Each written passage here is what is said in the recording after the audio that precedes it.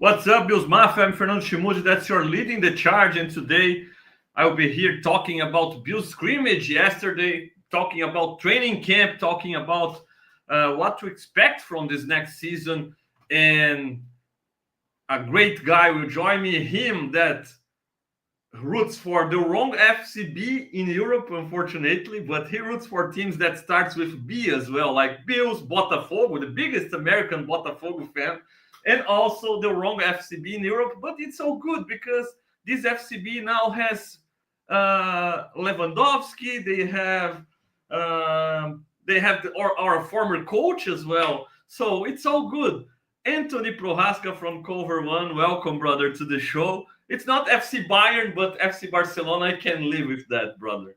That's fair. You forgot Rafinha, who is arguably maybe depends on what day you catch Neymar now still, but Rafinha might be the best Brazilian player in the world right now. Yeah, this last season. Yeah. Ballon d'Or candidate. I'm definitely taking him over Vinicius right now, and that's not because I hate Madrid and I'm a Barcelona guy, but yeah, a little bit of man, I hate Bayern so much. That I will always I was just so terrified of them for so many years. And then also being a fan of Messi, Germany was always in Argentina's way because the German team was the Bayern team and it was just loaded. And yeah, I felt like every time it was Bayern, I was oh my God, Mueller and Ian Robin. And then so at that time, too, it was Bastian Schweinsteiger and everybody was just they never smiled. They never showed joy. They were just a machine and they were going to crush you. Awesome. Yeah, those were great teams. Unfortunately, well, they're still good, but it's such a mess now with our board in Bayern Munich now. But all good. They even in the difficult times, Bayern seems still strong. That's. Well, yeah, and I mean now too, with I know he's hurt, but Musiala is so good. I felt so bad that he got banged up, but he's so he gets talked about, but I feel all the Barcelona stuff with Lamine Yamal and oh my God, how young he is and how good he is. I feel that caused everyone in the world to forget how young Musiala is and how good he is. He was nasty in the Euros. He's great for Bayern. I feel so bad that he got hurt. Yeah, man. It's kind of with the market, NFL market, I believe. If Musiala were playing for Barca or Real Madrid, it would be different the way the world sees it, right? And maybe now with EFC 26 coming out and Musiala is alongside Bellingham on the cover, so maybe. But he's hurt, so but for sure. And I have a quick interesting history for you about Rafinha. Here in Brazil, people are kind of mad at Rafinha recently because he kind of fell in a trap by Romário. Romário, our former Barcelona and Seleção stud, right? Romário now has a podcast, and Rafinha was there, and just before the last Brazil and Argentina game in the eliminatórias, all right, and the qualifiers, and it was in Argentina. Argentina obviously right now in a better moment than Brazil. Yeah. And Romário always used to be a guy I'm gonna play and I'm gonna score 2 goals and I'm gonna I'm gonna dribble guys and do stuff. And when he played, he could do that, So it was part of his mystic. Yeah. And in the podcast, he talking to Rafinha before the game, and he said, "So Rafinha, you're gonna score against Argentina, right?" And Rafinha, "Yeah, I'm gonna score." And then Romário, "Yeah, and you're gonna win playing really well against Argentina, right?" And Rafinha, "Yeah, we're gonna do that." And then Romário, "Yeah, and if you need to fight and to brawl against Argentina, you're gonna brawl against them inside Argentina, right?" And Rafinha, he didn't want to say any negative stuff to Romário, right? So he was, "Yes, for sure. We're going to fight. We're going to brawl. We're going to kick their ass, And then Argentina beat Brazil 5-0. So he just fell right into the trap. They are mad at Rafinha because everybody was like, "Come on, dude. You're not Romário. Romário talked stuff, but he did it. And come on, your generation is lacking something, So yeah, it's just another, especially now with we've talked about it in our DMs on Twitter and on the shows. Like, Brazil is just right now in this weird state. Like, you're looking from the national team, like, who's going to kind of like step up to take the lead on this team. You've got a bunch of like individuals who play individually. You don't see that kind of flair that Brazil used to have. Everything feels like tight, and guys, again, like seeming to kind of play for themselves more than than for the team. And yeah, I can imagine for like a nation like Brazil that is arguably like the greatest soccer playing nation in the world. Like like, if you're thinking of like it's awful, but we still produce a lot of players. All big clubs in the world have a lot of Brazilian players, and they're so good. And you always just expect, like, I don't know, like if you're going to play like FC 26 or FIFA back in the day, if you were playing like countries instead of clubs, I remember always having to be like, yeah, let's do countries. No one's allowed to pick Brazil. That's not fair. Like, they're too good. You can't do that.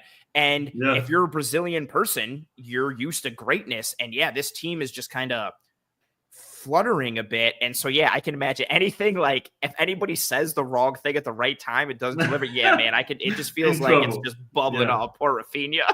Absolutely.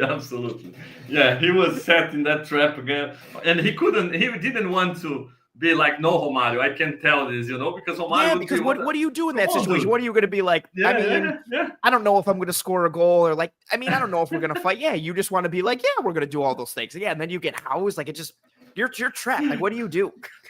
Absolutely. But it's funny because it seems like Brazil is missing what maybe the Bills were missing before McDermott joined as the head coach. The culture, the guy who's respected in the locker room, because our star players, they didn't respect the former coaches, or at least they didn't fear, losing their jobs if they didn't run or didn't do what they wanted, and now with Ancelotti, I think we have a leader that is well respected by the players, the stars. They know they have a manager that can maybe bench them or maybe not call them up, and it feels similar like to the way McDermott installed his culture. And one of the first moves, getting rid of Sammy Watkins. We know Sammy Watkins had all the potential in the world, was an awesome player, but outside the field, he wasn't the profile McDermott wanted as one of his leaders, So I feel like that's funny that Brazil is in a situation that maybe the Bills were 8-9 years ago, and Ancelotti maybe can be this kind of leadership, and people sometimes underrate the impact that coaches can have in and not just in X and O's, but especially making the players play at their best with the confidence up, and having their back sometimes if something goes wrong, and I feel like that's a good hire by the CBF, the confederation here in Brazil, with Ancelotti, just like it was for the Bills back in the day with McDermott. And I'm gonna use this to transition to Bills, because otherwise people will be like, come on, and our podcast about soccer will come out someday, World Cup next year in the US. So I'm excited to do like that. Soccer, something we're gonna prepare something. Okay, but let's talk Bills, obviously, and I'm really excited to have you on the show, because you're there watching the practices. You were there yesterday watching the scrimmage again, and man, it's funny because this year I've been the hater. Last year I was a homer, right? And this year I'm the hater, and I don't know, maybe because as a former athlete, we are always taught like never too high or never too low, and I felt like last season Bills Mafia was too low on that team. Oh, we lost Hyde, we lost Poyer, we lost Diggs, we're gonna miss the playoffs. We are, and I was like, man, no, we still have Josh, we still have McDermott, and this team will be good. They will still be good. They maybe have some trouble, and will take some time for somebody to take those leadership positions, but they will still be good. And I was a homer back in the day, right? And this year I feel like Bills Mafia is too excited, like they now saw that those guys could step up and the team is still good, and they are maybe too excited. And I still have some questions about this team. It's not about regular season, but especially about postseason and against the Chiefs and the Ravens of the world that will be our main opponents when it's time and when it's when it matters the most, right? So that's why I'm so excited to talk to you, because watching them in person, watching the preparation, watching the coaches, the players in person, maybe you can have some of the answers that I'm looking for, and I can't wait to start talking about this with you. So let's start talking about the experience so far. And you've been obviously following training camps and scrimmage the last few seasons as well, not just this year. Anything that you see different from this year's team, or because obviously we have a lot of the same people, but every year it's a different team, a different situation. Can you feel like maybe McDermott working differently, more confidence, or I don't know, what can you feel differently from this Bills team this year compared to the last few seasons, or if it's continuing a trend? How do you see the situation? And I think, starting with how it's been in camp, I think everything has been, from like a structure standpoint, really just regimented, smooth.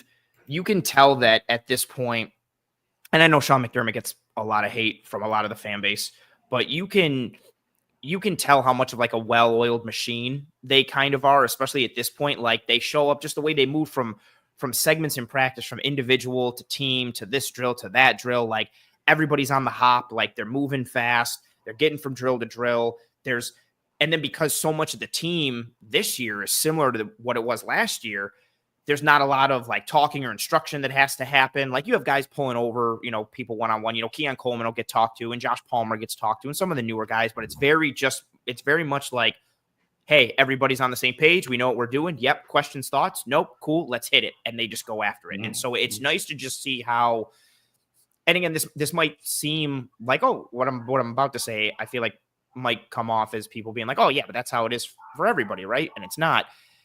It's just they're a very professional football team. Like, you can tell that this is just a well-run group on and off the field. They know what they're here to do. They know how to do it. They know the whys behind it, and they go out and execute. And you see that in practice. You feel that in practice. And so I think it's very much kind of like business as usual, just dialed up a little bit more this year. And then something I think, like, one of the big differences, I think for me that stood out a lot, the defense really focusing on how to adjust based off of the offense adjusting. They have been doing a lot of individual drills, or not in individual drills, but drills for the defense as a whole, where, the starting 11 for the defense is lined up. So they'll do the first team, the second team, the third team. And then Babich and the defensive coaches are like the offense. There won't be any offensive linemen, but they're lined up as like the skill players. And they'll send a motion at the last minute, or they'll shift, or they'll do different things to test the defense to make sure they're adjusting properly, they're communicating properly, they're going to adjust the coverage, they're going to adjust the front. And I don't know if this is just, year two of Bobby Babich building on year one, or if it's in a response to how vulnerable the defense felt at certain points last year, despite them being an overall good defense, or some of the playoff pieces. But they've worked in more, being sound in your adjustments, being sound in your checks, adjusting off of the offense's adjustments, essentially trying to make sure that the defense has the answers to any and all questions that an offense might ask them. And I love seeing that, because I think they need more of that. I think they need more, understanding what's coming at them, how they're going to be attacked, adjusting with man coverage, adjusting their blitzes, adjusting their pressures. And instead of just being like, yeah, we played these 3 or 4 coverages and we're just going to keep rotating them and everything will be okay. I think that's a large struggle in the playoffs. And so it's nice to see that adjustment already being drilled into the defense right from day one of camp, and then continuing through this week as well. Awesome. Yeah, and it's nice that you mentioned that, because when we think about Sean McDermott, still the Bills head coach after all those years, entering year 9 now, right? So people think like, oh, it's the same all 9 years, and it's not true, because McDermott was himself a rookie head coach, and he had a right-hand man in his defensive coordinator / assistant head coach in Leslie Frazier, who was a head coach before and had that experience, and maybe McDermott was that guy. Obviously, as a former defensive coordinator, he had a lot of experience, but as a head coach, he was learning on the fly as well and counting heavily on Leslie Frazier and his previous experience to become and to develop as a head coach as well. And over the years, with the changes in the staff, not just the coordinators, but even the positional coaches, a lot of changes. And now when we look at this staff, McDermott maybe is the most experienced guy out there, or he's in total leadership role right now, right? And maybe transitioning from an era where he listened more to other people to an era where he takes the responsibility of leading those other guys and knowing that he obviously he gives space for the guys to work, but he's responsible for them, right? And it's interesting to see that everything is working so well. We don't have rookie coordinators anymore as well, right? Babbage second year, Brady second full year, but third year almost right now. It's good to see the coaching staff going in that direction. And starting talking about the defense then, and since you mentioned the coverage and stuff, do you think it's fair to say, like in the past, McDermott coming from the Panthers as a defensive coordinator and having Leslie Frazier with him, they were more like, look, we're going to do this stuff we like, well done, and we're going to beat people like that. And then when they found finally people maybe more talented like the Chiefs and Andy Reid or really tough opponents in the playoffs, they were able to learn what they were doing and adjust and beat those 3 or 4 different coverages. And now maybe with Babbage, they are really maybe more trying to adapt and to adapt to what the offense is doing, and to in this transition kind of limit the opportunities for the offense to really know what's coming from the defense on the side of the ball. Yeah, I think that's a fair way to look at it. This and also too, I know the struggles the defense has had. I know it's on the minds of so many Bills fans. But even with that, like, they've had good defensive performances in the playoffs at times. Granted, it's been drowned out by the negatives. And they've overall been a good defense, even with the multitude of injuries that they've seemed to have the last several years. Like, they take guys that are third and fourth stringers that don't get second contracts or contracts anywhere else once they're let go by the Bills. And Sean McDermott and his defensive staff has gotten guys to play up to the level that they've needed them to. Yes, they're not the level of the starters all the time, but like, what they did for years with Levi Wallace and then even Dane Jackson at times. And I don't know if DeMar Hamlin is like a safety 3 for any other team in the NFL, like besides the Bills. And they're still able to be the like market said so, right? Recently when he tested the market. Yeah, right? The market, you let those guys test it and they end up coming back or they don't go anywhere. And again, I know that it doesn't mean, well, the defense has been amazing, but having like a consistently kind of like top 10 defense, despite not having a ton of studs everywhere, is a testament to McDermott and that staff. But I also think it speaks to, your question here of they're very good at being like, okay, this is our identity. This is who we're going to be. This is what we're going to do. And we're just going to keep doing that. So we're going to do these 4 or 5 or 6 things, but we're going to be really good at those 4 or 5 or 6 things. And then we're going to trust that wins out. And on the whole, it does more often than not. Like, what is it, 4 or 5 consecutive AFC championships? AFC division titles. There you go. They're regularly like going to the division round or the AFC championship. They've been a good football team. But to your point, when you face that top level grouping, and ironically, it's been the Chiefs more often than not. And when you get to the playoffs, who you are is just so on tape and it's so easy to study. And they go up against opponents who are able to kind of just pick them apart. And they kind of know what the Bills are going to do, or they have, a percentage. Okay, we're going to come out in this formation. Odds are they're either going to do A, B, or C. We're going to bank on this, or we have something that can beat all of it. We'll have our quarterback adjust. We'll figure it out, go from there. And I think the Bills have been caught out in that more often than not. And yes, injuries have hampered them. Before anybody jumps on, Benford was out last year. I think the Bills beat the Chiefs in Buffalo 2 years ago if their entire defense wasn't like out. I mean, AJ Klein is friggin' playing in that game. He was about to go on a cruise with his family. He's starting in that game, like tons of injuries. But especially when you look at a team like the Chiefs are very much like, and the Bengals were like this too under Lou Anarumo. We're going into a big game. Okay, this is the game plan for this week. We're going to attack this. We're going to do this. We're going to do A, B, and C. It's designed specifically to go up against this offense. The Bills are more just like, no, we're just going to be ourselves, and we think that can work. And then last year, what was interesting, the last note on this, they would adjust well in game, but they would come out and just be themselves more often than not. And then based off the offense was doing, they would try to in-game adjust based off the offense. And that can work. But the better teams you go against, the harder it is to do that. And especially if you guys have more talent than you, or if the coaching staff has an advantage. Like, I just don't think they've been a very good matchup-based defense. And the playoffs are all about matchups. And so you're relying on turnovers or, the offense kind of beating themselves.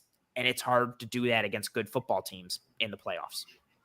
Yeah, man, it's fun that you mentioned that. It's funny because we like to talk about soccer, and I believe I will tell this and you will agree promptly. Like, if the Bills played in a soccer style league, adding points per wins, and we didn't have playoffs, probably we already had 1 or 2 Super Bowls right now, 2 Lombardis right now. My God, yeah. If we were just playing off of if you're just playing off like most points in the league table at the end of the year, like that's we'd be there. The wins and losses show that, right? I would trust the Bills. I would trust the Bills to win the league, but like, I don't think they're going to win Champions League. Yeah, like that would be a struggle. Yeah, for sure. And that's exactly what I and people. It's crazy nowadays because when we say good things about the guy, like I said so far about McDermott, people who watch it will be like, oh, another McDermott guy, and he loves McDermott and stuff. And if I criticize McDermott, a hater. No, I love McDermott. I believe he's one of the best, if not the best head coach in the league for regular season. But at the same time, and it's so frustrating that I believe he's one of the weak links in the postseason, or has been so far, despite I can see him getting better and all, but that 13 seconds game hurt so badly that it's tough to forget, And with the Bills, man, and the questions for the Bills, and I really believe in a league style, we would be champs already.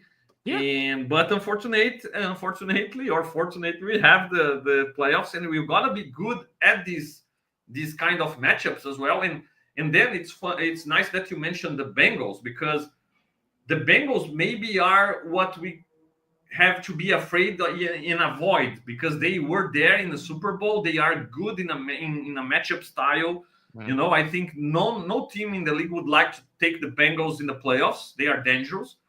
But they've been struggling in regular season with injuries and stuff that happens to everybody in regular season, and they haven't been able to get to the playoffs, right? Mm-hmm. And the Bills kind of give us the feeling that we can take it for granted that they're going to make the playoffs, and it's not a small thing. It's a big thing by McDermott, by Josh, by the entire staff, the roster. We have a team that we can be confident they will be playing in January. Obviously, everything can happen. Maybe something happened and we won't be there, but we've been there every year, and it's awesome, right? But there, it's another championship. It's a different style of championship. It's another game, right? And there, man, I don't know. I felt it's not enough so far, and I'm afraid about some stuff, especially the direction the offense has gone, and maybe it's not by design, maybe it's lack of some people playing well, but we'll talk about offense later. I just want to focus on defense for now. And looking at the practices and training camp, scrimmage, everything, I always been of the opinion that, okay, you have coordinators, but McDermott is your main guy as a former defensive coordinator, defensive specialist, and stuff like that. How much has McDermott really allowed Babbage to be the guy as a defensive coordinator so far, compared maybe to last season, or compared even to other years when Babbage wasn't even the coordinator yet? And how much is still, it's McDermott's defense. How much do you feel it's like this right now? Good question. I do think it's more of Babbage's defense than it is McDermott. You'll see McDermott, when they're doing team or they're focusing with the defense, it's Babich who's making the calls. He's very hands-on. He's giving the direction. McDermott is kind of like in the shadows or in the back, kind of observing things from a high level and taking a peek. And you'll see him, every once in a while, he'll pop in. I think it was maybe day 2 of camp or maybe day 4. I can't remember which, because all of them are kind of blurred in my brain as one giant practice at this point. He was doing a lot of stuff with like Taylor Rapp and Cole Bishop after each play. He was talking to him and having conversations with him. And so you'll see him do that. He'll pull guys aside and give his 2 cents or add little things here, or he'll pull Babich and say something. But it's very much Babich's defense right now. He is, when they're going offense versus defense, he's rallying the defense. He's giving direction. He's doing the calls. McDermott's not in that huddle. McDermott's watching it from a high level and keeping an eye on it, but it very much is, Bobby Babich's defense. And to, kind of use the comparison, because it's the low-hanging fruit and everybody knows how they operate. Like from a Chiefs perspective, like the defense is Steve Spagnuolo's defense. The offense is Andy Reid's offense. It doesn't matter who the OC is. If it's Bieniemy, if it's Nagy, it doesn't matter. It's Andy Reid's offense. I don't think this defense, even though it's under McDermott's philosophy and ideology, it's more Bobby Babich's defense than it is Sean McDermott's. But he's giving Babich that leash. Run with this defense. Do your thing. Now, we've seen in the past that if a defensive coordinator will struggle, McDermott will rein them in and kind of be like, all right, I'm taking over. Like, I'm going to do this for a week or 2 or for a game or see what happens. But at this stage, I do think it is very much Bobby Babich's defense, and he's kind of being given that rope to wrangle everybody in and run it as he sees fit within, obviously, McDermott's direction. Yeah, and I like it a lot because I feel like even with Babich being a McDermott guy for a long time now, working under McDermott, he knows what McDermott likes and his what he likes to run, what his principles, right? So I feel like, and just like we mentioned before, doing well the things that we like to do isn't the problem. I think that's McDermott has very well installed, and Babich can run it pretty well as well. For example, for a regular season, 80-90% of the time it's going to work against 80-90% of the league. But when it's time to adjust, and we could see a little bit of it last playoffs when we tried to play a little bit more man coverage, a little sending a lot of more blitzes and playing man behind it, and I believe it's more Babich. McDermott didn't used to do that, right? And with Babich using more of this style and maybe having more people to play this of style, because Rasul Douglas isn't a man corner, for example. You don't want Rasul Douglas running with on drag routes against Xavier Worthy, for example, right? So it's good to have McDermott allowing Babich to look. What we do now. Try to insert what you're watching and what you think can be good for this kind of matchup. I think it can give us some hope for the playoffs, especially, and for those matchups. And also, I'd like to hear from you about Ryan Nielsen, the addition to the defensive line, because this guy has experience. He was a good coordinator. Those Jaguars defenses under him were offered some trouble for the Bills, actually, in the past, in some regular season matchups. And that's a guy who's been working a lot with the defensive line as well, an area where we've struggled in the playoffs, right? And I feel like this guy is another one who maybe has been able to work with Babich and trying to improve the performances of the defensive, right? Yeah, 1,000%. I think his addition, and even Mike Pellegrino, the nickel coach who was the cornerbacks coach for the Patriots, I think both of those guys are indications that there should be more tweaks in kind of the identity or the philosophy of the defense. This is still going to be a zone coverage defense. Like, they're not all of a sudden be leading the league in man, and they're predominantly going to be a rush 4 type of team. That's what McDermott wants. They want to play coverage and only rush 4. But I do expect to see, from a Ryan Nielsen standpoint, more 5-man pressures, maybe some more 6-man stuff. His teams the past several years have been towards the top of the league in 5-man pressure rate. When he was with the Saints in 2022, I think they were 9th.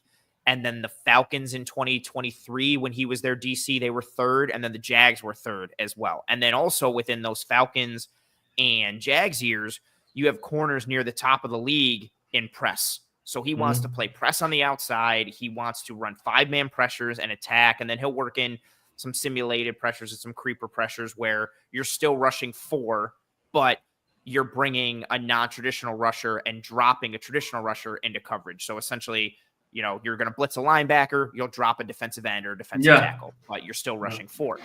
So I expect more creativity in their attack up front, and tying that in with coverage on the back end between Nielsen, his flavor, and then Pellegrino, and just with the way the Bills have struggled in the past, and having Cole Bishop, having, we think we'll have Cole Bishop. He's injured right now. We'll see what happens. Having Max Hairston, he's hurt right now. We'll see what you get. But I just expect more use of man coverage this year. I expect more variety and creativity up front with how they attack. And we've seen that thus far in camp. There has been more man coverage. A lot of those adjustments and checks that I was talking about earlier that Babich was drilling down with the defense, those adjustments and checks were coming off of 5-man pressures and man coverage behind it. So I think they're going to do that more, whether it's in overall or high leverage situations. And I think they need to. They've gotten just too static. Everybody knows what you're going to get with the Bills defense. Okay, they're going to rush 4. They're going to drop 7 into coverage. Here's the coverage rates that they play. We'll go from there. I think they need more of, who's rushing, who's dropping. Are they going to blitz? Yeah. Are they not going to blitz? Are they playing man? Are they showing man, but it's actually going to be something else? Like, are they pressing and they're going to stay? It's going to be press man, or they're going to bail out of it at the last minute. Is it situational? Is it not? Is it? I think, there needs to be more questions instead of just, again, like we've talked about, where if you're an opponent, who the Bills defense is, what they're going to do. They're going to execute it well, but you still kind of have a roadmap of how to beat it.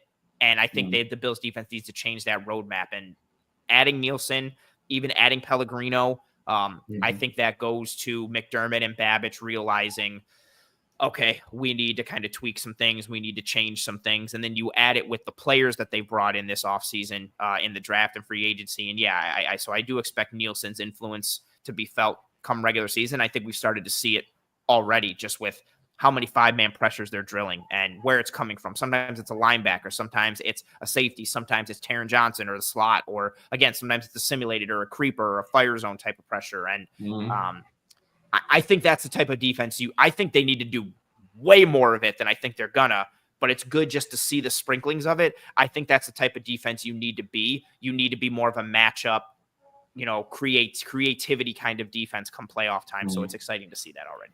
Yeah, I love that, Ed. Love that, because we haven't seen Spags like shutting down our offense. But when it's a 3rd, 4th down, important down in the game, we never know if he's going to send the blitz, if he's going to play coverage. Even the last one, in the last game, we could see him winning pre-snap, right, against Josh. And the pressure got to Josh. He had to do his magic to be able to throw that ball. But that happened because Allen didn't recognize what was going to come at him. The offense didn't either. But that's exactly, like, you don't get that really with the Bills defense, because what you're going to get. It's just a matter of you can beat it. But Spags, it's always like, oh no, what's coming? Oh man, can I read that? We don't have that with the Bills D. I think it was Torrance who said something about they showing that look all game long and not sending that blitzer, and in the last play they sent the blitzer, so then Eric and I talked to McGovern and Torrance about it when we had him on the show. And not to get into it too much, but it essentially was just like they had a better call than we did. They gamed us up, they beat us. Like, that's essentially just like what it was. And you don't get that with the Bills defense. They're not gaming anybody up. Like, that's such a great verbiage. It's not like, oh man, like they drew up this awesome pressure with this creative coverage behind it. Great. No, it's just like, it's very much just like I, not to keep tying in soccer, but it's very much just like the Bills defense is very just like route one stuff off of a corner. Like, they're just going to kick it into the box and hope somebody tall jumps up and hits it. It's not like, okay, this guy's going to occupy the center back and he's going to clear this for this guy, or we're going to kick it short to bring up their up man, and then we're going to drop it over. Like, there's no like goal. So if they score a corner, like a goal from the corner, it's just like, oh, they put it into the box. Kick well the corner, jump higher. That's it. Head the ball better. Yes, it's like, not like they scored and you're sitting there after they scored it being like, wow, like look how they look how they got their winger freed up with the decoy from the striker and they ran a pick and this. Yeah, you don't get that, but you get that all day with Spags and even with the Ravens defense and the Bengals defense under Lou Anarumo. There was all that creativity and that gamesmanship. Absolutely. Bills Mafia, hit that like button, subscribe to my own Fernando Schmude channel, Rumblings Network channel as well. Please support us. We're back in the business with the podcast in English as well. The podcast in Portuguese never stopped, but the English, I took some vacation in English and I had to rest my English a little bit. But now back. And to finish out about the defense, let's talk about the players in training camp, because we've heard about some names, but you've been there. So I'd like to hear from you which guys maybe called your attention the most, and in two categories, please. The guys that nobody was expecting much, but the guy kind of showed something that impressed you, right? Okay. And maybe the guys that we expect a lot of, the big names in the defense, which ones maybe have showed that they can take the next step, they can become more dominant, they can become that superstar player that we need badly to make a difference in those big games. Okay, so I'll do two for each to not make it too long. Okay. So the first, I think for guys that I think people didn't expect a lot of, I've got two. One a younger guy and one a vet, just of what my initial thoughts were, and then seeing how camp. Tre'Davious White, and I'll kind of use myself as an example. Like, he signed, and I was like, oh, that's cool. Like, I love having Trey back. I felt terrible that he got hurt and left. Like, it just felt good to have him back. Right. And I didn't expect too much. I didn't think he was going to be corner 2 going into the year. I figured, okay, they're going to draft somebody in the first round, but then you've got Trey to teach him, or Trey will be the third corner. If Benford or this rookie get hurt, Trey can step in. You're good. Oh, they signed Dane Jackson. Same thing, but he's even below Trey. And okay, you've got the veteran presence in the room to help with the rookie and Benford. Cool. Awesome. Good. Even before Max Hairston's injury, Trey White has been the second best corner in camp. Benford has been locked down. I'm going to talk about him in a second. But Trey White, and I'm using myself as an example, but I even think I think for a lot of people, it was very just like emotional, him coming back. It was like, oh, like it just felt good. I don't think a lot of people were like, man, he makes our defense better. This is a great addition. He's looked great in camp. First and foremost, no jinx, fingers crossed. He's looked healthy, like he's moving very well. He doesn't look like a guy who messed up his Achilles or has multiple ACLs. Like, he looks like a guy who's he's planting, he's driving, he's cutting, he's torquing. There's no restricted movement. He's covering Keon Coleman. Then he's covering Elijah Moore. He's doing it in zone. He's doing it in man. Like, his game was always, he wasn't this physical stud and he wasn't this amazing athlete. He won because of technique, his footwork, his body position, his hand usage, and then his functionality and coverage. And you've just seen that. Like, he looks like a 26-year-old corner who's like ready to start. Like, he's looked great. And using myself, again, I think that's a surprise to a lot of Bills fans, but even myself, yeah, like I wasn't expecting that. Like, even just the short area burst. Someone catches a 5-yard hitch or he sees it, like he pedals, he plants, bang, he closes. And I was like, oh, this is really nice to see. So he's been a really positive surprise. Again, I know fans want Hairston to start, and I'm in that boat as well. But even before the injury, Trey White was getting the lion's share of snaps at corner 2. Like, it was his job even before Hairston got hurt, and then Hairston got hurt. And we'll see if Trey White even gives that job up once Hairston's healthy. And then a younger guy that I think fits into that mold, some people may have been calling for it, but Javon Solomon has looked good. He looked really good last night as a pass rusher and as a run defender. I thought he flashed in camp multiple times. You're just seeing him win against a variety of guys. Being able to knock back guys, I think, is really encouraging, because in college he was really just get you to stutter a little bit, and then he tried to beat you around the corner. Like, he didn't really have he didn't really have an inside move or a go through you type of set or skill set. But he's developed that a bit more. And even just from, this isn't schematic at all, but even just from the eye test, like, he looks like a good football player. Like, he's built well. And like, if you don't know anything about anybody on the Bills and you go to camp and you're just like looking at everybody, when you see 56 for Javon Solomon, you're like, oh, that guy's probably really good, right? Because he just looks like a good football player. And then he's been making plays he had a really good night last night in the scrimmage, plays against the run, creating pressures, driving guys into the backfield. He's been really good with that. And then from, top guys who have a lot expected of them and how they've been doing, I spoke on him a bit. Christian Benford has been lights out, like since day one. Just anybody, tight ends, receivers, it doesn't matter who it is. He has been great, and he has looked great. I really don't have any, he's just been great. Like, he looks locked down. Like, I don't even want to make it more complicated than that. And then Matt Milano as well. Matt, again, awesome. No jinx, fingers crossed. You're seeing more all-pro Matt Milano. He's triggering. He's fast.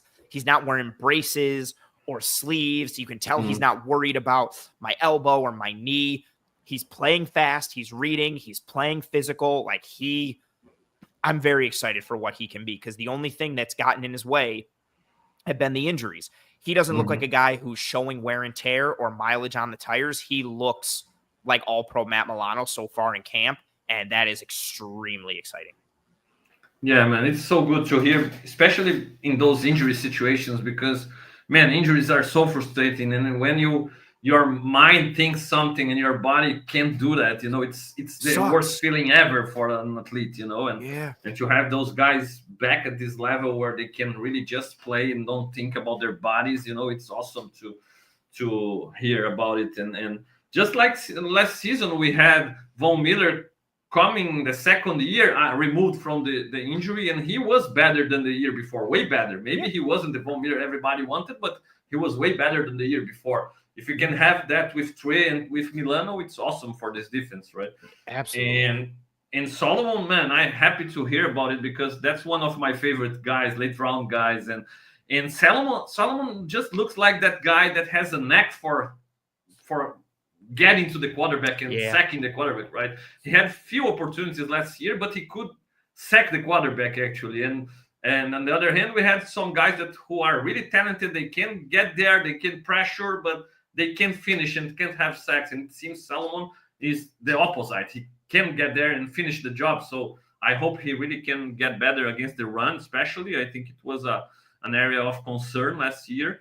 And he'll have some opportunities, especially with Hoyt suspended early in the season, right? So it's fun. And then, if Hoyt's suspended, Joey Bosa's probably going to get hurt at some point. Yeah, it's unfortunate, but it's true, right? So there's a good chance. And AJ Epinesa has become more of an early down run defender. So there's a chance where Javon Solomon could be like your second or third best pass rusher off the edge, just based off of injury and roles. So he could see a role 1,000%. Yeah, crazy. So about the offense, and the offense is something that I've been questioning a lot recently, because let me try to make it real short explanation, but simply put, I was a Dable guy, right? Okay. I love to see Josh Allen with a lot of weapons, Stephon Diggs, Cole Beasley in the slot. Gabe Davis was awesome with all those other guys. I'm not a big Gabe guy, but behind Diggs, behind Beasley, with Emmanuel Sanders rotating, he could play really well. And I feel like that offense couldn't be stopped. And they, when we needed to score, 2 minutes left, they scored. 13 seconds showed that. They scored twice inside the 2-minute warning in that game, right? Yes, that offense couldn't run the ball, right? No. Even against light boxes, they couldn't. But in my mind, they didn't have Cromer. So I believe with better offensive linemen, Cromer doing his job, I believe we could improve that run game, still have a potent, very good aerial attack. And I feel like that kind of offense is better for the biggest games of the year, against the Ravens of the world, against the Chiefs of the world, than this new offense that can run the ball. It's great to have a run game. The offensive line can be nasty and block, and it's awesome to watch.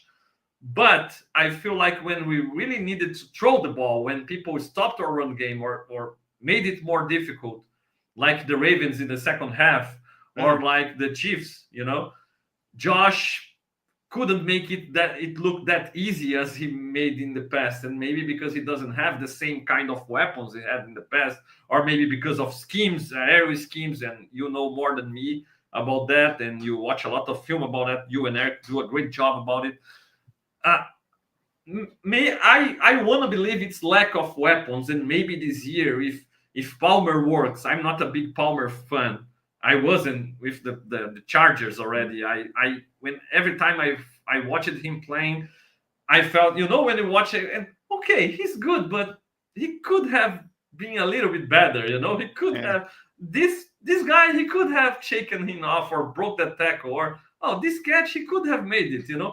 I always felt like something was missing. Hopefully it's Josh Allen was missing in his life, But maybe this year with better weapons, the offense can be more balanced. I feel like now they are very good running the ball, and when they can stop a run game, the passing attack isn't as fluid, isn't as easy as it was before, How do you feel about this offense entering the second and a half, third year with Brady, and also even about the question I made about McDermott, I make about the offense as well. I don't believe McDermott is out there coaching up the offense, like telling Brady, "You're gonna do that." But I believe McDermott is a guy that calls the coordinator and says, "Look, I want an offense that takes care of the ball. I want an offense that can run the ball, can be balanced.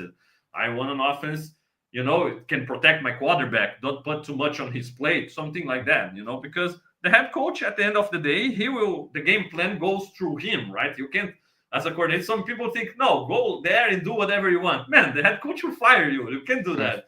You gotta tell something to your head coach, like, look, our plan will be like this. You gotta marry the defensive game plan with the offensive game plan. You can't be like, the defense will play like this, and the offense, I don't care what the defense is gonna do, I'm gonna do that. It doesn't exist, So how do you feel about this offense, the direction it's going, Brady's work, and McDermott's maybe mindset, or how much does he get involved there?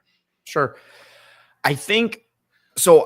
I'm happy with the direction of the offense, but I'm also like a run the football kind of person. Like, I have been clamoring for this for years, but a lot of it is because of, and this is tied into the McDermott piece as well, but a lot of it is just tied into the direction modern NFL football is going into. Like, not to make this too long, but years ago, it was spread everybody out and throw the ball 40 to 50 times. So then defenses were like, okay, we got to start using 5 DBs or maybe even 6. Okay, we need defensive tackles that can get upfield and rush the quarterback.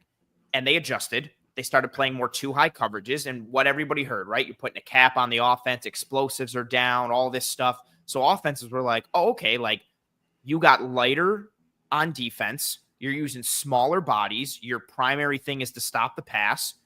We're going to use bigger bodies, and we're going to shrink the formation, and we're going to run through your face because you don't have the guys that can mash with us. And people used to do that to the Bills, right? And the nickel defense. Yes, 1,000%. Titans with Henry. Oh my God, yeah. Even the Titans were like that. The Ravens have always been a unicorn offense, but the Ravens started doing it. The Chiefs moved in that direction too. Everybody was like, oh my God, like, they traded Tyreek Hill. What are they going to do? It's like, what they're going to do is they're going to put 3 tight ends on the field and run the ball, and then go play action a bunch, and then just nickel and dime you to death. And that's what they started doing.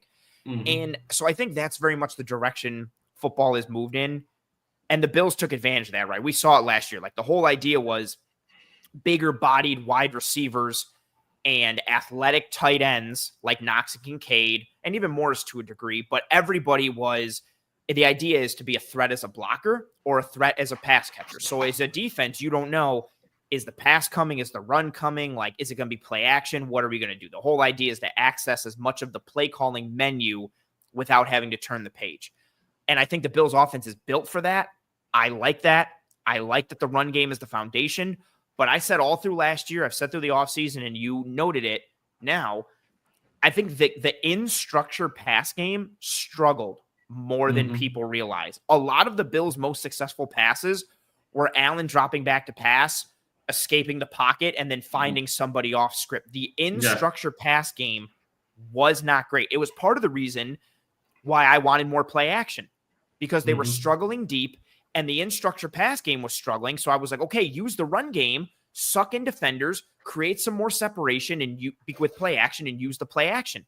What we saw, and again, this is before Amari Cooper, but then Amari Cooper wasn't that great after anyway. But when they lost those back-to-back games to the Texans and the Ravens, both of those defenses were like, hey, we have good corners. We have athletic corners. We're going to just play single high coverage because we don't think you can beat us outside or deep. And we're going to load the box and stop the run because we don't think you can beat us outside or deep. And the Bills could not. So part of it, I think, is weapons. Part of it, I think, is some of the structure of the offense. And then Brady, I thought, did a good job of mitigating that, right? Like, I don't have the weapons outside. So who's going to catch a bunch of passes? James Cook and Ray Davis and Ty Johnson. Yep. And work those guys in. And he's always been very good at getting the running backs involved, even going back to his time at LSU, which again makes sense. He's a Sean Payton guy. Sean Payton for years in New Orleans. Reggie Bush was catching passes, and Darren Sproles and Pierre Thomas was having like 100 catch seasons as the third down back. So I think Brady does a good job kind of supplementing that. But I think it's part the Brady offense, part the weapons. And now to your point on the weapons, if this is a Bills offense that wants to spread the ball out and throw 40 to 50 times, they don't have the receivers for that. I don't like it, and I don't want it. But that's not the kind of offense. They want to throw 20 to maybe 30 times. They want to go condensed. They want to run the ball and marry those two things. In that vacuum, I think they'll be okay. Palmer's a nice addition. I do agree with you that a lot of people are kind of making Josh Palmer out to be like he's a top 5 receiver in the NFL and he can do anything. Yeah, people are like, he's like Diggs. Man, he's nowhere near Diggs. No, he's a very good route runner. He can beat man coverage, and I think he's going to be very good in the underneath and intermediate. Like, even seeing that in camp, the deception that he uses in his stems and in his routes, like he's a good separator. But people are acting like he's this complete receiver. He's a burner. He can beat everybody downfield.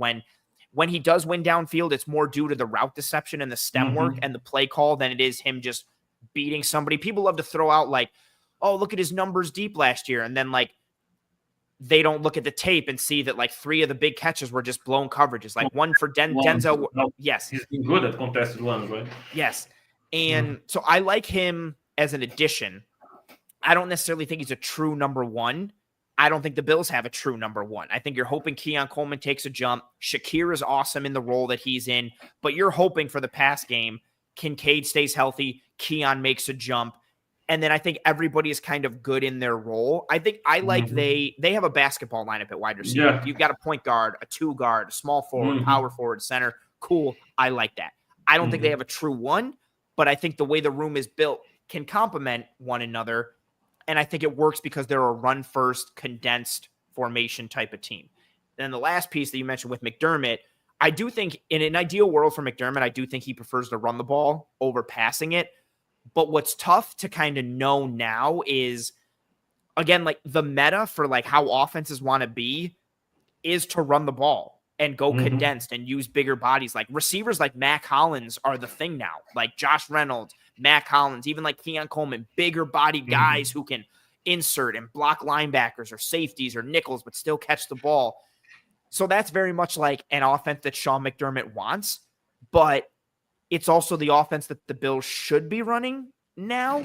So it's kind of hard to separate the two. I will say from a practice standpoint, Joe Brady is in complete control of the offense. Like him and McDermott might talk here and there. Joe Brady's running the show completely. Now, to your point, they could have met together before practice and McDermott could be like, hey, I want you to do these 4 things today in practice. Okay, good. Go do those things because I'm going to look at the defense. So he definitely has a hand in it. But Joe Brady runs this offense. But the idea of the offense definitely fits in with what McDermott likes. So it's a bit of kind of like which is true and which is not type of deal. Yeah, man. Even by now, entering the 3rd year, I believe all these McDermott, I want this, I want that talk happened already in season when they had to fire Dorsey and have Brady there. And by now, Brady knows perfectly what kind of offense McDermott wants or what kind of offense being built with the additions and what kind of offense he can run in a good way, right? Because just like you said, it's not because I prefer Josh Allen as a Peyton Manning type, throwing the ball all around the field. They have made the transition to this kind of offense. They don't have those weapons anymore. It's not like we had Diggs at number one, Beasley as your slot. You had personnel to do that in the past, and also you couldn't run the ball. So one thing helped the other, right? But and even with that too, like if you have receivers like that, if your top three receivers are Stephon Diggs, Cole Beasley, John Brown, you can't run the condensed looks that the Bills are running now because Stephon Diggs, Cole Beasley, and John Brown, they can't block. Yeah, they can't do what you need to, like Matt Collins or Keon Coleman or even Josh Palmer. So it is very much like, do you want to be this or do you want to be that? And then when you pick one, can you still do enough of the other to keep a defense off balance? And that's where that's where you earn your money as a coordinator and play caller. Yeah, man. I believe my biggest fear is again watching a game against the Ravens, against the Chiefs in the playoffs, and the time they can control your run offense, or you are pressed against the clock and you gotta throw the ball, and kind of feel like, man, it's not being easy for Josh now. He's struggling, or he's looking, just like you said, the off script. Okay, he can buy time and find something, but you can see the on script stuff, like he making the reads and the separation isn't there, or the guy who was supposed to beat man didn't beat it, or the guy who was supposed to separate deep can't do that, and it's tough. Even looking at Josh's performances and numbers in the playoffs, I feel like, for example, back in the day with Dable, it was before the 13 seconds game, the perfect game against the Patriots. So it looked easy with the offense airing it out, throwing the ball. And this year, it was like, okay, we are winning against the Ravens, but we are running the ball a lot, pounding the rock, and even taking them by surprise, with this game plan. And the passing game isn't working that well. And against the Chiefs again.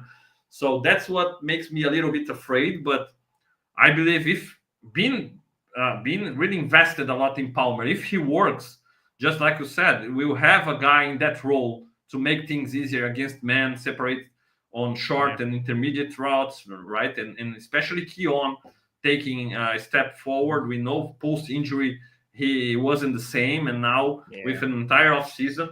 And I'd like to hear from you, from Keon, because a lot of people are really down, other people are really high, and we've heard some bad plays and some great plays, and it seems even yesterday in the scrimmage it was like this. How about Keon entering his second year? I think there's been some ups and downs. I think the scrimmage was a great example last night, like you alluded to. He starts off in 7-on-7 and he drops a pass, I think from Allen, just drops a pass right here, perfect throw, drops it. And then later they're doing offense versus defense, so they're doing team, and he runs a dig route. He's open. Allen wasn't practicing anymore at this point, so I don't remember. I think it might have been Mike White who threw him the ball. But a great route from Keon. He separates. Great ball from Mike White. Keon drops it again. So 2 drops early on. And then, like, the rest, I don't know what, 6-7 plays later, he's one-on-one in press man against Christian Benford. He beats him off the line. He stacks him. He's got, like, a good 2 or 3 yards of separation. Mike White underthrows it a little bit. Keon tracks it, comes back, jumps up, shields the ball from Benford, catches it, completion. And then the same thing happens 2 more times against Dane Jackson, I believe. So again, I can see someone jumping in and be like, well, Dane Jackson sucks, so that's why. But it was still a good play. That Keon's making contested catches, like later. And I don't care what corner it's against. It's hard to be a contested catch guy consistently in the NFL. So he goes from dropping the ball twice to beating the Bills' best corner on a really good rep. And then he wins 2 more jump balls. And then later he catches a ball on a drag route, outruns the defense. They had it set up for him, but he outleverages the defense, gets up the sideline. He had a good night last night, even with the struggles early. But I think that's also kind of been, just representative of his game. Like, he'll have some days or some moments where he drops a pass and you're like, and then all the people who think that he sucks are like, see, I told you Keon Coleman sucks. And then he has a great catch 5 minutes later and everybody's like, see, I told you he was going to be great. Now he's great. And so it's still very much up and down. But I think what's good to see is he's been separating at the catch point. and winning contested catches in camp and in practice. Allen and him have had a really good rapport on the timing of his routes and when his routes should break, and just the ball placement. He's been where Allen expects him to be and when Allen expects him to be there. And I think that is extremely encouraging, because if they can get on the same page from a timing perspective, and Keon can play to his athleticism while still working on the finer pieces like route running and stem work and all that, everything will start to come together. I do think he looks like an improved player. We'll just see by how much. And again, for me, everything is kind of on pace. I said it on Twitter, I think last week. I said it when he was drafted. Like, you're not going to know what kind of player Keon Coleman is until next year or the year after. Like, he's got a lot of room. He could be out of the league in 2 years. He could be one of the best wide receiver 2s or a low-end wide receiver 1 in 2 years. Like, there's a multitude of directions because of how raw and how green he is.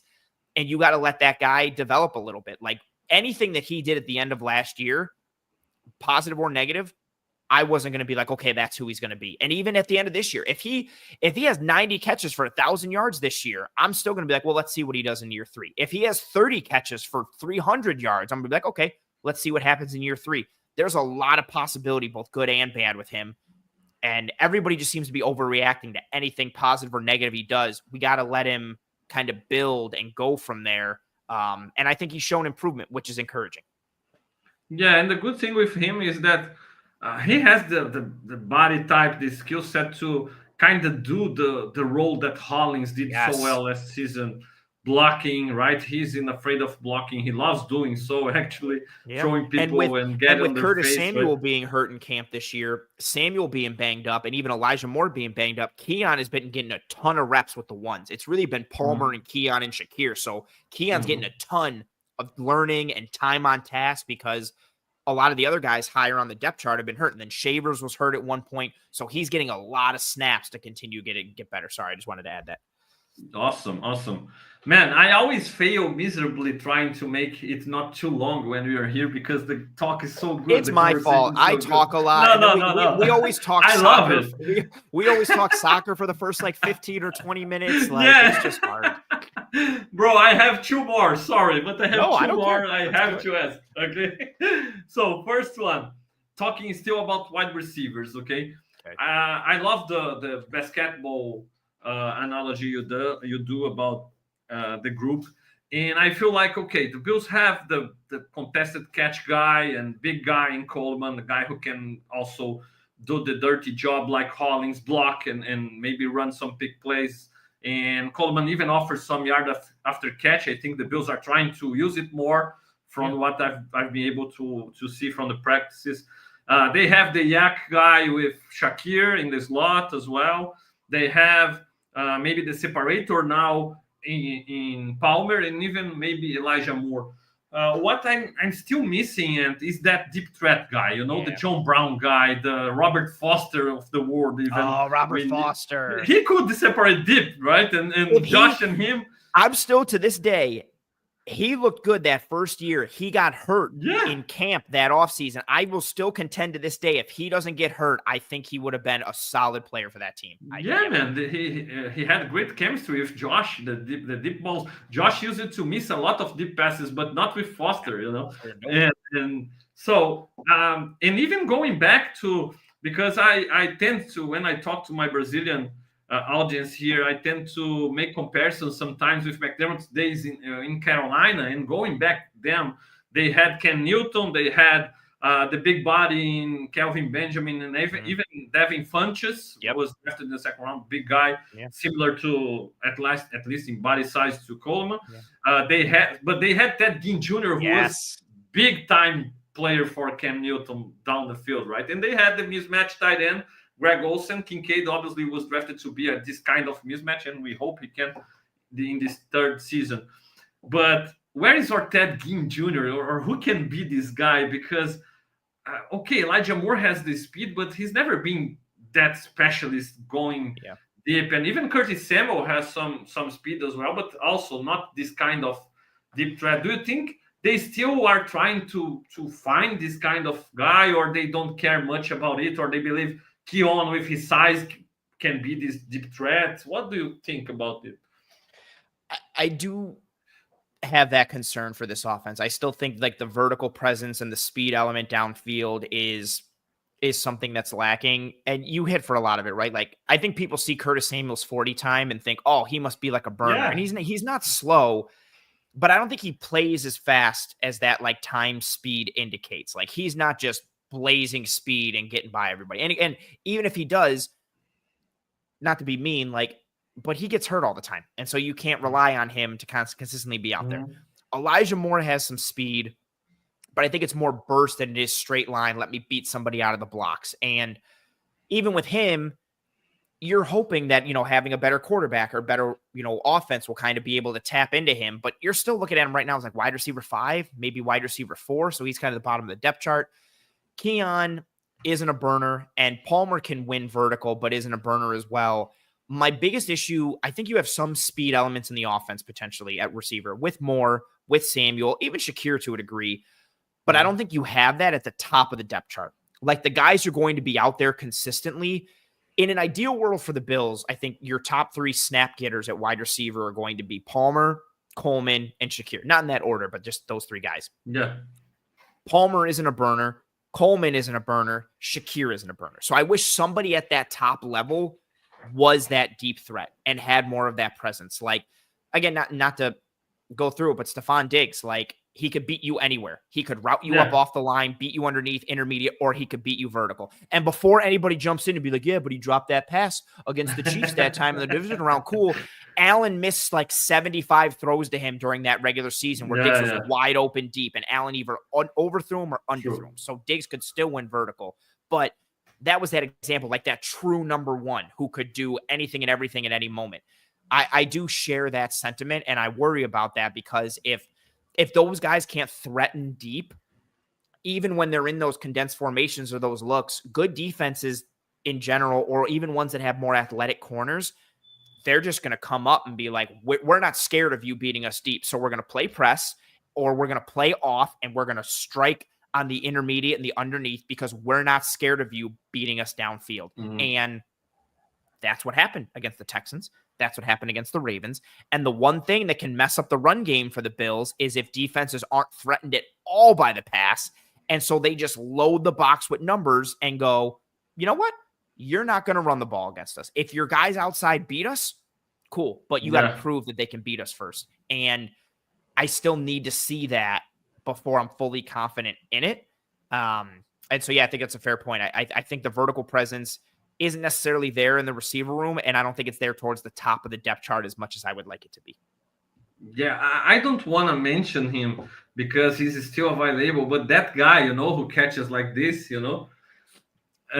still could beat some people deep as well, right? So he's still available. I'm a little bit afraid, I love that. The guy who Kamehameha guy is dangerous. Oh, nice. Yeah, like a Kamehameha. Nice. Good call. Yeah. That's a good call. Yeah.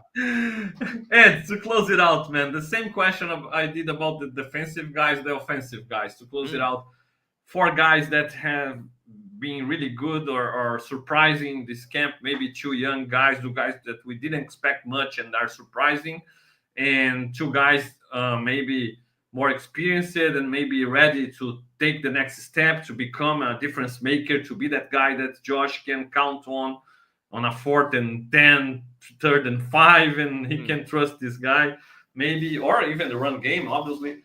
Who could you highlight for us? Okay, so start with like the younger guys, are the ones people maybe don't have a lot of expectations for. Tyrell Shavers has looked good in camp. I know he got the injury last Sunday, but he was practicing last night. When he went down Sunday, I was like, oh, he's done for the year. He got like carted off. He was in pain. Guys were huddled around him. But he's been getting work with the ones, and he's been open. Allen's been hitting him, and he's been a guy who's benefited from, Elijah Moore has missed some time in camp. Curtis Samuel has missed some time in camp.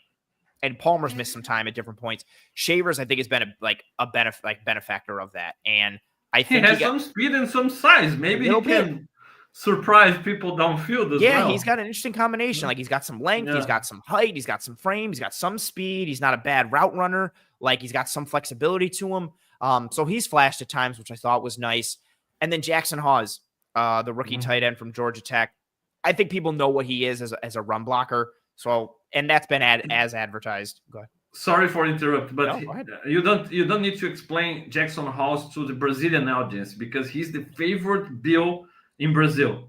Okay, that's awesome. I like that. Oh, that rhymes too. Pre-draft, man, when House was drafted, it looked like, I don't know, like Brazil won the World Cup. Man. I loved Sam Watkins. When Watkins was drafted, I was really happy. For some people here, when House was drafted, they celebrated like I celebrated when Watkins was That's drafted. Awesome. I love that. They love him. They love him.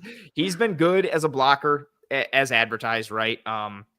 Him and Reggie Gilliam working together, I think, is really cool. Like, they just open up so much on the front side of the offense. Like, it's great. But Hawes has been good as a blocker, but he's been good as a pass catcher. I think that's the aspect that gets left off the most. He's not going to beat someone 30 or 40 yards downfield, but he's got enough burst and explosion to his game where he can separate a bit from like 0 to 10 yards. So you can send him out into the flat. You can send him on a drag route or like a 7-yard, over the ball sit route, and he'll separate a little bit. And I think that, coupled with how good of a blocker he is, I think he's going to have more of a role in this offense this year than necessarily gets talked about. And he's benefited, him and Zach Davidson have benefited a lot from Dawson Knox missing time to start camp. They've been rotating in and out with the ones along with Kincaid. So Hawes has been getting a lot of work with the ones. So he's definitely in that boat. But I know a lot of people think of him as a blocker, and so he is known, but I think he's more of a pass catcher than he's getting credit for. He's still blocker first, but he's not just some big offensive lineman out there. Like, he can move a little bit and he can catch the ball, and he's been used that way. Especially, they'll tie in play action looks and let him look like he's purely blocking, and he sells it well, and then he releases and he's wide open. They've been taking advantage of that. So I think Hawes for that. Shaver's a good call. Next thing, I just mentioned somebody I think could become more of a focal point. This isn't like he's going to change everything and become a stud. I think they're going to use Reggie Gilliam more this year. Nice. And I think that could open up new schematic things for them, whether it's with the pistol, whether it's him as the second tight end or third tight end or the fullback. I think more Reggie Gilliam is a wrinkle we might see from the run game or the offense this year, because the offense really is largely the same as it was last year from an identity perspective and from a schematic perspective. So it's only like, what can you tweak? What can you do? I expect to see more Reggie Gilliam this year. And he's another guy. I don't know if it was because Knox was out or not, but he was getting a lot of burn early and often in camp. They were sending him in motion. They were shifting him. He was catching passes. He was blocking. And him and Hawes together are a problem for defenses. If they are hipped off the line of scrimmage, you are creating movement. You can run behind those guys all day, but they're both athletic enough to catch passes a little bit. So I'll go with Gilliam for my first guy. And those guys aren't guys that you want to tackle. No, you don't want. Yeah, right? they're thick, they're heavy. Especially if you're a corner, like you got to come up and try and tackle some dude who's like 250 pounds. Like, that sucks. And both those guys want contact. So like, that sucks even more if you're a defensive back. And then we talked about Coleman a bit. I think Coleman could take a jump. I think Palmer will be more of a factor in this offense from like third downs and low red zone stuff, but somebody who I think can really take a jump and be a big factor. He was already a big factor last year. I think James Cook is going to matter a lot for the offense. I think it's going to be very clear this year that, Josh Allen is Josh Allen. He's the best player on the team and the best player on the offense. I think it's really going to be, I think the conversation isn't so much going to be about like, oh, Allen and Kincaid, or is it Allen and Keon, or is it Allen? It's going to be like, oh, it's Allen and James Cook. I think he's going to have a baller year because the Bills know how to use him. He's good, and he wants to go out and show that he deserves to get paid what he wants to get paid. And I think he's just going to have a really good year, and he's such a good fit for the offense. So I think he's one who, he'll take a jump and be even more of a focal point and make it clear that he's the second most important dude on the offense, depending on how you feel about Deion Dawkins. But I mean more from like the skill conversation. All the conversation with Cook is always like the contract, but it's always like Allen and the receivers or Allen and Kincaid. No, I think Cook is going to solidify himself as that second best or second most important skill guy after Josh Allen. Awesome. Yeah, it's being hats off to Cook on how he's carried himself so far, right? Coming and working and And part of it, obviously, it's a lot of about his character, but part of it, I believe, is also the way he can see he will get an opportunity to showcase he may be worth what he's asking for, you know. Yep. And I think he knows in this offense he'll get a lot of carries. He knows if he gets better, maybe in the pass block, they will keep him a little bit more on the field. Yep. He knows there is a real opportunity that he can maybe show everybody, because imagine if we win it all, or even continue to play the way we're playing, and he becomes clearly, like you said, the second guy behind Josh. How do you allow this guy to hit free agency? So it puts pressure on Bean as well. Absolutely. Right, to make the deal happen, and I feel like he sees the opportunity in this regular season to earn even more whatever he wants to make, right? Yeah, he's either going to cash in with the Bills, or somebody's going to pay him a bunch on the open market. Yeah. So it's exactly like you said. Yeah, absolutely. Man, I really appreciate you taking your time to join me today here again. You are already the official leading the charge scout in the scrimmage, right? Every year, this time of the year, you are around here. Man, I really, really appreciate every time you come here. You are one of, if not my favorite member of the Bills media, and you are one of the biggest ones now. When you are doing your show with Mina Kimes, and then you take your time to be here with me, I gotta take my hat off to you and really appreciate that. Congrats on everything you and the Cover One guys have been able to earn, man. Your job is awesome. We are always here in Brazil looking and consuming your content. It's awesome for everybody. Really appreciate everything, and especially how with all the humility and you are such a great guy. I love to have you here. When I tell my wife, look, today I have a show with Anthony, she's like, oh, the guy with a Christmas tree? And yeah! I love that. And, and the Christmas tree guy, yes. And, awesome. Send him a hug. Okay, so I love that. I love that's how she knows me. That makes me so happy. I love that. Bro, really, really appreciate you taking your time. Thank you so much, man.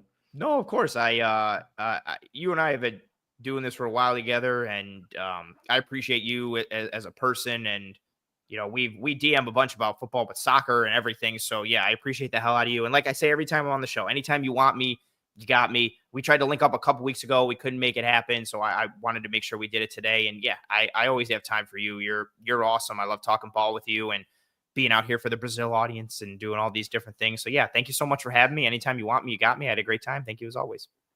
Awesome, brother. Thank you so much. Thank you so much, Bills Mafia. Hit that like button. Subscribe to my own Fernando Schmude channel, to the Rumblings Network channel. Support us. The Buffalo Bills are back, and we are back also producing content. So we are also on Spotify, Amazon. You can find our content there as well. So really appreciate everybody. Thank you so much, and go Bills.